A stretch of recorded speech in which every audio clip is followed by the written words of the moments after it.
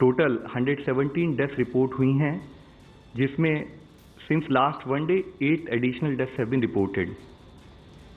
Corona को manage करने के लिए गवर्नमेंट ऑफ इंडिया की तरफ से ऑलरेडी क्लस्टर कंटेनमेंट स्ट्रैटेजी और साथ ही outbreak which is amenable to management, उससे रिलेटेड स्ट्रैटेजी एक्शन प्लान हम लोगों ने स्टेट को और डिस्ट्रिक्ट के सारे डीसीज को भी ओरिएंट किया था। उसके तहत it is so happy to note कि हमें कुछ स्थानों पर उसके रिक्वायर्ड रिजल्ट्स भी आ रहे हैं, जैसे कि आगरा, गौतम बुद्ध नगर, पत्तनम टिट्टा, भीलवाड़ा, पूर्वी दिल्ली और मुंबई में उस एक्शन प्लान के तहत और इसी तरह सभी जिलों में उस एक्शन प्लान के तहत काम हो रहा है। साथ ही मैं आप लोगों की दृष्टि में लाना चाहूँगा कि कहीं जगह पर स्मार्ट सिटी कॉन्सेप्ट के तहत जो हमारे कंट्रोल रूम चल रहे हैं उनको भी और टेक्नोलॉजी को यूज़ कर कोविड-19 का मैनेजमेंट, ये एक्सरसाइज भी हर जिले लेवल पर चल रही है, जैसे कि पुणे, सूरत, बेंगलुरु और तुमकुर डिस्ट्रिक्ट में टेक्नोलॉजी को यूज़ कर surveillance, quarantine facilities monitoring, tracking the health of suspected patients और उनके contacts, people who are staying at home quarantine उनका management, informing citizens with respect to up to date information, साथ ही predictive analysis using heat maps, real time tracking of ambulances और training of doctors, health care professionals, साथ ही tele counselling भी technology को use कर की जा रही है। आज एक बहुत ही मुख्य डॉक्यूमेंट हम लोगों ने अभी अपनी वेबसाइट पर अपलोड किया है। इस डॉक्यूमेंट के तहत कोविड पेशेंट्स को मैनेज करने के लिए हॉस्पिटल्स और जो फैसिलिटीज़ हैं उनको हमने क्लासीफाई किया है, जिसके तहत हम लोगों ने कोविड को मैनेज करने के लिए डेडिकेटेड फैसिलिटीज़ को 3 भाग में बांटा है। पहली फैसिलिटी को जिसको हम कहते हैं कि कोविड केयर सेंटर, जहां पर प्राइमरीली माइल्ड या वेरी माइल्ड और सस्पेक्ट केसेस को रखा जाएगा। ये मेकशिफ्ट फैसिलिटीज़ भी हो सकती हैं। ये गवर्नमेंट और प्राइवेट फैसिलिटीज़ जैसे hostels, hotels, schools, stadiums, lodges, उस टाइप की फैसिलिटीज़ हो सकती हैं। इसके साथ ही जो हमारी इससे पहले क्वारंटाइन फैसिलिटीज़ थी उनको भी अपग्रेड कर हम कोविड केयर सेंटर के रूप में इस्तेमाल कर सकते हैं। इसमें हमने स्टेट से कहा है कि जो भी ये कोविड केयर सेंटर हैं, ये एक कोविड केयर हॉस्पिटल और कोविड केयर हेल्थ सेंटर से मैप्ड हों, ताकि यहाँ पर जो पेशेंट्स रखे जाएं, जो कि जैसे मैंने कहा है जो माइल्ड हैं या सस्पेक्ट केसेस हैं, अगर नीड हो तो उनको किस पर्टिकुलर हॉस्पिटल में फर्दर केयर के लिए लिया जाना है, वह क्लैरिटी वहाँ पर फील्ड पर हो। Second type of centres are dedicated covid health centre. इससे पहले मैंने बताया था they are care centre, these are health centres. और इन सेंटर्स में उस टाइप के पेशेंट जो कि clinically moderate level of seriousness है उनको मॉनिटर किया जाएगा। ये या तो कोई फुल हॉस्पिटल हो या कोई डेडिकेटेड ब्लॉक हो किसी हॉस्पिटल में, जिसकी प्रॉपर ट्रायाजिंग, सेपरेट एंट्री एग्जिट या जोनिंग हो, ताकि किसी भी तरह के इन्फेक्शन स्प्रेड का खतरा ना हो। और इन सब हॉस्पिटल्स में बेड्स एश्योर्ड ऑक्सीजन सपोर्ट के साथ होने चाहिए। तीसरा type of classification is dedicated covid hospitals. These are the hospital जो कि कॉम्प्रिहेंसिव केयर प्राइमरी प्रोवाइड करेंगे, जो कि हमारे सीवियर और क्रिटिकल केसेस हैं। ये हॉस्पिटल भी या तो फुल हॉस्पिटल हो या डेडिकेटेड ब्लॉक्स हो, और इनमें fully equipped ICU facilities, ventilator और beds with assured oxygen support होना चाहिए।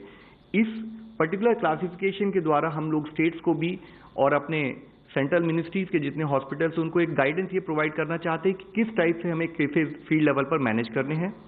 इसके साथ ही मैं आप लोगों की दृष्टि में लाना चाहूँगा कि आज होम मिनिस्ट्री ने मेडिकल ऑक्सीजन की आपूर्ति को सुचारू रूप से और हैसल फ्री रहने के लिए स्टेट्स और यूटीज को विशेष ध्यान देने के लिए भी निर्देश दिए हैं। भारतीय रेलवे ने भी 2500 कोचेज में 40,000 आइसोलेशन बेड्स तैयार कर दिए हैं। वह एक दिन में 375 कोचेज को आइसोलेशन बेड्स में बदलने का कार्य कर रहे हैं। यह कार्य अभी 133 लोकेशंस अक्रॉस द कंट्री चल रहा है। आज मिनिस्ट्री ऑफ आयुष ने भी एक जनरल गाइडलाइन इशू की है, जिसमें कि आयुर्वेद द्वारा इम्यूनिटी बूस्टिंग कैसे की जा सकती है उसके बारे में बताया गया है।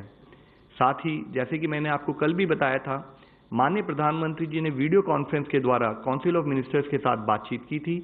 इसमें कोविड के रिलेटेड हमारी इस लड़ाई में हम सभी को मिलकर मोटिवेटेड, डिटरमिन्ड और विजिलेंट रहने पर उन्होंने उसके महत्व पर जोर दिया था। उन्होंने कहा था कि सभी मंत्रीगण राज्य और जिला प्रशासन से संपर्क में रहते हुए district level micro action plans को तैयार कराएं। साथ ही बेनिफिशियरी को सीमलेस तरीके से गरीब कल्याण योजना का लाभ मिले, उसको फॉलोअप किया जाए। उन्होंने ये भी कहा था कि रूरल एरियाज और ग्रास रूट इंस्टीट्यूशंस में आरोग्य सेतु एप्लीकेशन को लोकप्रिय किया जाए ताकि उसके इस्तेमाल से प्रॉपर ट्रैकिंग हम फील्ड लेवल पर कर पाएं। उन्होंने इस पर भी जोर दिया था कि मंडियों के साथ किसानों को जोड़ने के लिए जैसे ऐप बेस्ड कैब सर्विसेज हैं, उसी तरीके से ट्रक एग्रीगेटर्स का भी उपयोग करना चाहिए, उसको भी एक्सप्लोर करें। उन्होंने ये भी कहा था कि एक बिजनेस कंटिन्यूटी प्लान तैयार करें और वॉर फुटिंग पर कोविड-19 के इकोनॉमिक इम्पैक्ट से लड़ने के लिए तैयार रहें। इसके साथ ही मैं आज आप लोगों को दृष्टि में एक और स्टडी के बारे में बताना चाहूँगा।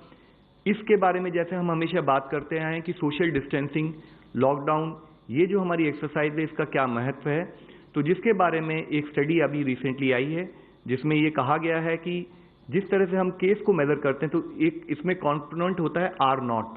R0 का मतलब होता है कि एक बीमार आदमी कितने और लोगों को संक्रमित इन्फेक्ट कर सकता है।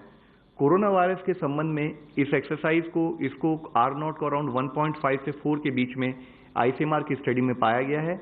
तो इस स्टडी ने इसको एग्जामिन करके बताया कि अगर मान लीजिए हम R0 को 2.5 माने, क्योंकि अभी इसके हर तरह से स्टडी चल रही है, तो अगर हम R0 को 2.5 मान के चलें तो उस केस में एक आदमी अगर कोई भी लॉकडाउन या सोशल डिस्टेंसिंग को फॉलो ना किया जाए तो वह 30 दिन में करीब 406 लोगों को इन्फेक्ट कर सकता है। और अगर हम लॉकडाउन या सोशल एक्सपोजर को 75% कम कर दें तो वही एक इन्फेक्टेड पर्सन केवल 2.5 लोगों को ही इन्फेक्ट कर सकता है। तो मेरी आप लोगों के द्वारा ये फिर से अपील है कि हम लोगों के लिए जरूरी है कि जो एक प्रोसेस गवर्नमेंट स्थाई पे सब लोगों से रिक्वेस्ट की गई है, हम लॉकडाउन मेजर्स को, सोशल डिस्टेंसिंग मेजर्स को अपनाएं। हमें ये समझना चाहिए कि this is a very important intervention in terms of management of Covid. जैसे कि माननीय मंत्री साहब इससे पहले भी कहते आ रहे हैं कि social distancing is social vaccine in terms of management of Covid. मैं आखिर में फिर आप सबसे ये रिक्वेस्ट करूंगा कि हमारे सारे एफर्ट्स हैं कि हम सबसे रिक्वेस्ट करते हैं कि help us to help you. धन्यवाद। धन्यवाद। गृह मंत्रालय के प्रवक्ता। गृह मंत्रालय की तरफ से मैं आपको अपडेट करना चाहती हूँ कि राज्य सरकारें कोविड-19 को फैलने से रोकने के लिए प्रोएक्टिव कदम उठा रही हैं। एक ओर वे जुटी हुई हैं कि प्रतिबंधित पब्लिक मूवमेंट ना हो, दूसरी ओर वे कॉन्टैक्ट्स के मेडिकल स्क्रीनिंग को बढ़ा रही हैं। लॉकडाउन मेजर्स को इम्प्लीमेंट करने के लिए सबका सहयोग आवश्यक है। आने वाले सप्ताह में कई त्योहार हैं। इस संदर्भ में कई कम्युनिटी लीडर्स भी आगे आए हैं। उन्होंने कम्युनिटीज़ को आग्रह किया है और कर रहे हैं कि वे लॉकडाउन के स्ट्रिक्ट इम्प्लीमेंटेशन में सरकार का सहयोग दें। एसेंशियल गुड्स और सर्विसेज का स्टेटस बाय एंड लार्ज सैटिस्फैक्ट्री है। गृह मंत्री जी ने एसेंशियल कमोडिटीज़ और लॉकडाउन मेजर्स के स्टेटस का डिटेल्ड रिव्यू किया। उन्होंने निर्देश दिया है कि उपयुक्त कदम उठाए जाएं और राज्य सरकारों के साथ मिलकर सुनिश्चित किया जाए कि कहीं भी होर्डिंग और ब्लैक मार्केटिंग ना हो। ऐसा करने वालों के विरुद्ध सख्ती से और त्वरित गति से कार्रवाई हो। डिपार्टमेंट ऑफ कंज्यूमर अफेयर्स भी इस मामले को फॉलो अप कर रही है। अन्य एसेंशियल कमोडिटीज़ के साथ गवर्नमेंट फार्मास्यूटिकल्स के मूवमेंट को भी क्लोजली मॉनिटर कर रही है। ट्रक्स द्वारा फार्मास्यूटिकल्स का मूवमेंट काफ़ी हद तक स्टेबलाइज हो गया है। मिनिस्ट्री ऑफ सिविल एविएशन द्वारा चलाई गई जो लाइफलाइन उड़ान है, उसके द्वारा 6 अप्रैल 2020 तक लगभग 152 फ्लाइट्स 152 फ्लाइट्स ने 200 टन से ज़्यादा कार्गो ट्रांसपोर्ट किया है। एसेंशियल कमोडिटीज़ को ट्रांसपोर्ट करने के लिए 6 अप्रैल तक रेलवेज ने 8,897 रेक्स या 4,57,296 वैगन्स को लोड किया है। आशा है इन सब कदमों से हम लॉकडाउन को इफेक्टिवली इम्प्लीमेंट कर पाएंगे और साथ में सिटीजन को कोई समस्या नहीं आने देंगे। धन्यवाद। ICMR की तरफ से